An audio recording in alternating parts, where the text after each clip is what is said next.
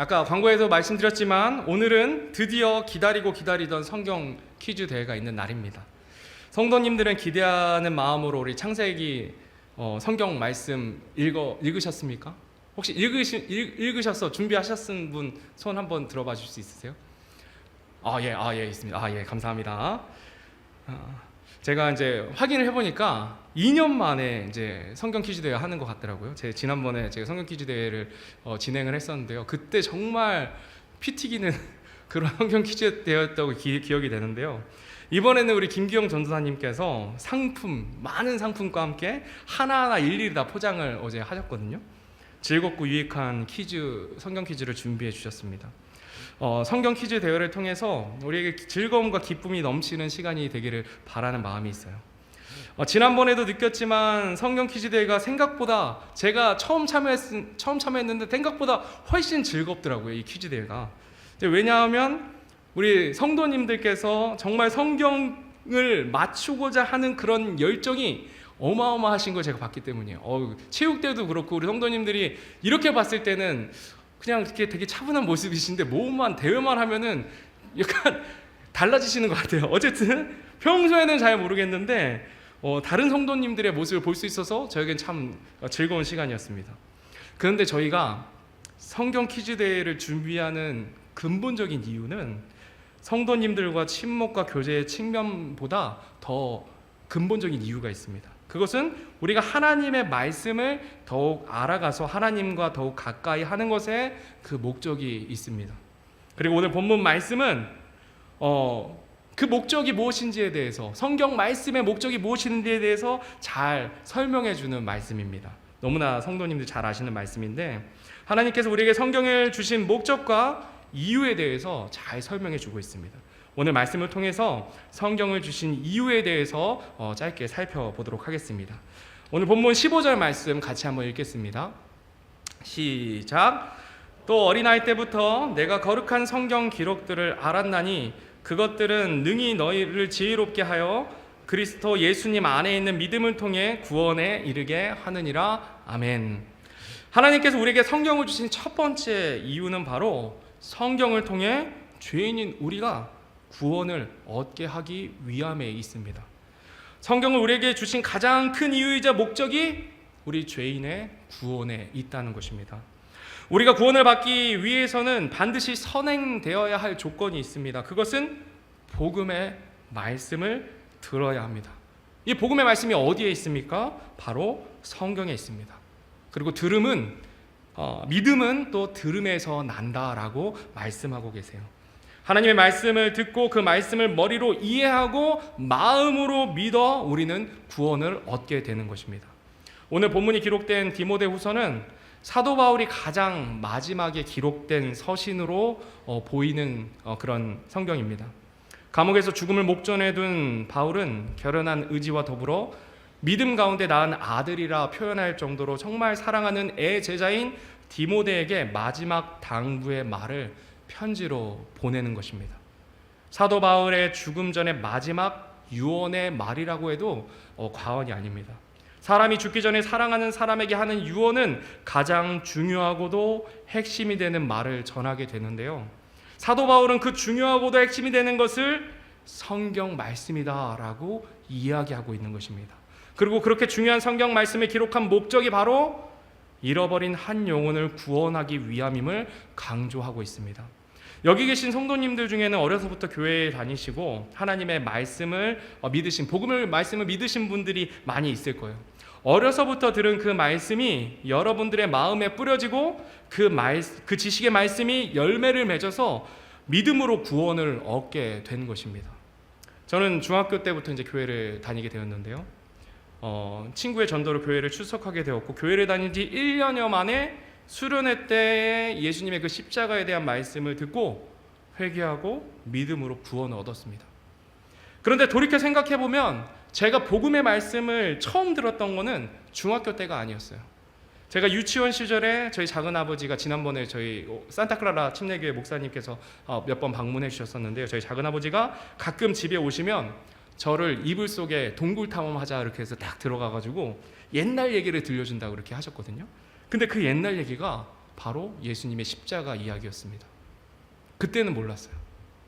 유치원 때 들었던 그 말씀이 씨앗이 되어서, 그 복음이 씨앗이 되어서 중학교 때 열매를 맺고 구원을 제가 얻게 된 것입니다. 제가 구원받고 나니까 그게 생각이 나더라고요. 또 어제는 빛과 소금 전도 활동 때 성도님들과 함께 복음을 전하러 갔습니다. 무더위에도 불구하고 한 영혼을 향한 주님의 마음을 품고 나오신 성도님들의 그 걸음을 우리 주님께서 기뻐 받으셨을 것이라 믿습니다. 어제는 11명의 영혼들이 예수님을 영접함으로 우리에게 큰 기쁨이 있었습니다. 그리고 복음의 말씀을 거절한 수많은 사람들이 있었어요. 어제는 또 오랜만에 정말 역정을 그렇게 내시는 우리 어르신을 만났는데, 그 바로 뒤로 마음이 열린 우리 그 중학교 3학년 형제, 중학교 3학년 사람을 만나가지고 저에게 또 위로가 있었는데요. 그렇게 거절한 많은 사람들로 인해 제가 낙망하지 않는 이유가 있습니다. 그것은 뿌려진 그 복음의 말씀이 언젠가는 일하실 것이라는 믿음이, 소망이 저에게 있기 때문입니다. 제가 그 오전에 또 기쁜 소식을 들었습니다. 지금 슬라이드 한 번만 넘겨주시면, 우리 김민경 모매님께서 요양병원에서 지금 계십니다. 저는 한 번도 뵌 적이 없어요. 전화를 통화를 몇 번 하고 정말 이야기를 많이 들었습니다. 정말 헌신적으로 교회를 섬기시던 분이셨다. 근데 무슨 편지냐면은 요양병원에서 구령하신 거예요. 네. 종종 이렇게 소식을 전해 오십니다. 그 기도해 달라고 이제 편지로 이제 보내주셨는데요. 얼마나 마음에 기쁨이 있는지 몰라요. 이렇게 우리가 이 복음의 말씀이 너무나 귀한 겁니다. 복음의 말씀을 가지고 우리는 나가서 복음을 전해야 하는 거예요. 이것이 성경이 기록된 목적이기 때문입니다. 그리고 수없이 거절한 많은 사람들, 우리는 알 수 없지만 그 뿌려진 복음의 말씀이 언젠가는 열매를 맺은 날이 반드시 올 것입니다. 물론 그 중에서는 믿지 않는 사람들도 너무나 많이 있을 거예요. 그렇지만 제가 유치원 때 들었던 복음의 말씀이 저에게 일하셔가지고 제가 구원받을 수 있었던 것처럼 낭망하지 말고 계속해서 복음을 전하시는 저와 여러분이 되기를 간절히 바랍니다. 우리 주님께서 가장 기뻐하시는 일은 잃어버린 한 영혼이 구원받는 그 일을 가장 기뻐하십니다. 따라서 죄인된 사람을 구원하는 것이 바로 성경이 기록된 목적이자 우리 아버지 하나님의 마음임을 꼭 기억하는 저와 여러분이 되기를 바랍니다. 그리고 다음으로 15절 16절 말씀을 다시 한번 읽어보겠습니다. 같이 읽겠습니다. 시작.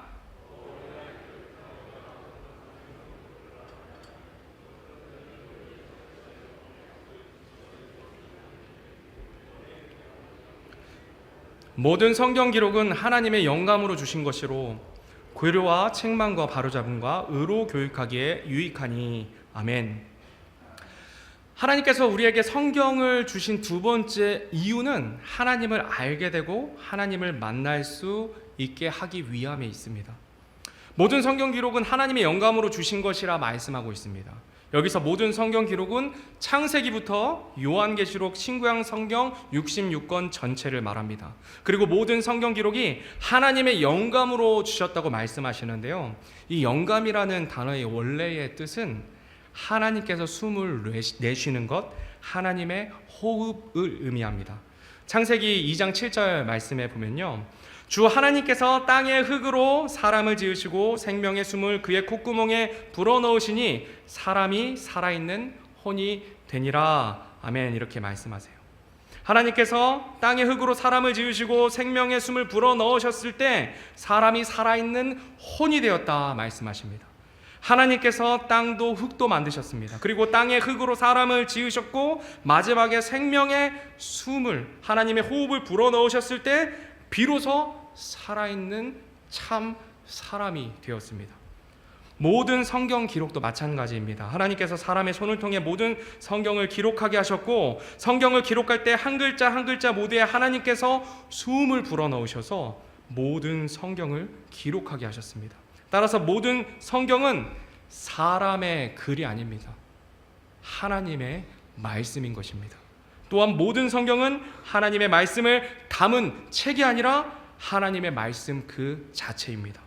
모든 성경 기록이 하나님의 입에서 나온 것이고 하나님께서 숨으로 내쉬신 것이고 하나님께서 주신 대로 기록한 완전하고 오류가 없는 하나님의 말씀인 것입니다.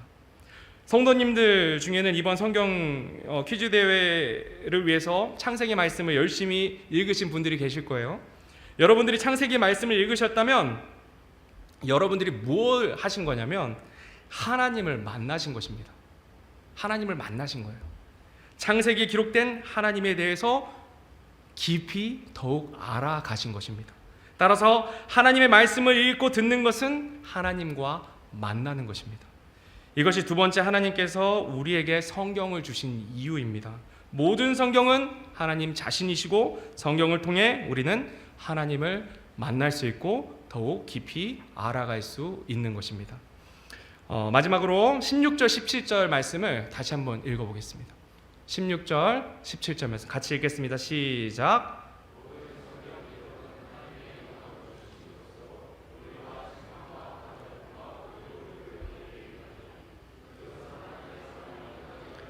모든 선한 일에 철저히 갖추어지게 하려 함이라. 아멘. 마지막으로 성경을 주신 세 번째 이유는 우리를 완전한 사람으로 갖추어지게 하기 위함에 있습니다. 하나님께서는 성경 말씀을 통해 우리를 완전한 사람으로 갖추어지게 하십니다.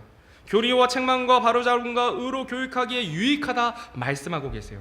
먼저 이제 교리라는 단어의 원어적인 의미는 교훈한다, 가르친다라는 의미를 가지고 있는데요. 쉽게 말하면 우리가 믿고 따르는 진리를 교리라고 합니다. 그러니까 우리가 믿고 따르는 진리를 가르친다라고 말씀하시는 거예요. 담임 목사님께서 몇 달 전부터 침례교도가 믿는 믿음의 신조 21개 조항에 대해서 말씀을 전해주고 계십니다. 성경에 대해서, 삼위일체 하나님에 대해서, 구원에 대해서, 마귀와 사탄에 대해 등등 우리가 믿고 따르는 진리가 무엇인지 그 교리에 대해서 가르쳐주고 계십니다. 요즘 시대는 정말 진리가 혼탁한 시대입니다. 신은 없다고 믿는 자들이 있고 인간이 신이 될 수 있다, 인간이 열심히 노력하면 구원을 얻을 수 있다고 믿는 자들, 진리는 여러 가지라고 믿는 자들이 너무나 혼탁하게 섞여 있는 시대입니다.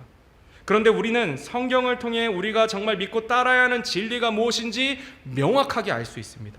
이렇게 성경적인 교리를 온전하게 배울 때 우리는 악한 세상이 주는 거짓된 그 믿음에 흔들리지 않게 되는 것입니다. 그러니까 여러분들 교리 말씀이 좀 약간 딱딱할 수 있습니다. 그렇지만 정신 차리고 집중해서 이 말씀을 들으셔야 돼요. 우리 마음판 가운데 새겨야 됩니다. 그래야지 이 험한 세상에서 든든하게 흔들리지 않고 설 수 있는 것입니다. 그 다음으로 우리 말씀으로, 성경 말씀으로 뭘 하시냐면 책망하십니다. 책망의 원어적인 의미는 다른 사람의 잘못에 대한 확실한 증거를 제시한다라는 의미를 가지고 있어요. 성경 말씀은 잘못을 꾸짖 때 무엇이 잘못되었는지 우리에게 명확하게 보여줍니다. 하나님의 말씀이 딱 제시가 되면 우리는 빠져나갈 구멍이 없어요. 우리가 하나님의 말씀을 읽을 때, 들을 때 우리 양심에 찔림이 있습니다. 우리가 죄를 지어도 양심에 가차기 없이 살아갈 때가 있는데 진리의 말씀은 우리의 죄를 명확하게 보여주심으로 우리를 책망하십니다. 하나님의 말씀에는 죄와는 타협이 없게 되는 것입니다. 하나님께서 말씀을 통해서 내가 죄인이라는 것을 비춰주실 때는 저희가 도망갈 수가 없어요. 저도 경험해 보니까 다른 사람이 뭐라 그럴 때는 뭐야 그러면서 열받아하고 그러는데 하나님의 말씀이 내 안에서 내가 죄인이구나, 내가 죄졌구나, 내가 잘못했구나 라고 인정하게 하실 때는 하나님 앞에 나아가서 자백할 수밖에 없음을 고백합니다. 우리 성도님들도 그렇지 않으십니까? 그러니까 하나님의 말씀이 우리를 책망하고 있다는 거예요. 그리고 다음으로 성경은 우리를 바로 잡아주신다 말씀하십니다. 책망이 잘못한 것에 대한 지적이라면 바로 잡아주는 것은 지적에만 그치지 않고 어떻게 돌이켜서 죄에서 돌이켜서 살아가야 할지를 보여주시고 인도해 주신다는 말씀이에요. 성경 말씀은 우리가 죄의 길에서 돌이켜서 바른 길로 갈 수 있도록 안내해 주신다라고 말씀하고 있습니다. 예를 들면 마음으로 미워하는 것은 살인죄라고 책망하시면서 서로 사랑하라 라고 권면하십니다. 구체적으로 어떻게 사랑해야 하는지도 세세하게 말씀을 통해 우리에게 알려주고 계세요. 고린도전서 13장 말씀에 보면 사랑에 대해서 정말 말씀해 주시는데요. 사랑은 오래 참고 친절하고 시기하지 않고 자기를 사랑하지 말고 무례히 행동하지 말고 쉽게 성내지 말고 모든 것을 참으며 모든 것을 믿으며 모든 것을 바라며 모든 것을 견디는 것이 사랑이라 말씀하십니다. 책망만 하지 않으시고 어떻게 죄를 돌이켜 살아가야 할지 우리에게 친절하게 알려주고 계신 것입니다. 여러분 중에 누군가를 미워하는 사람이 있다면 하나님의 말씀으로 책망드리자면 여러분은 살인자입니다. 누군가를 미워하시잖아요. 여러분은 살인자예요. 제가 하는 말이 아니라 예수님께서 미워하는 것은 살인하는 것이라 말씀하셨습니다.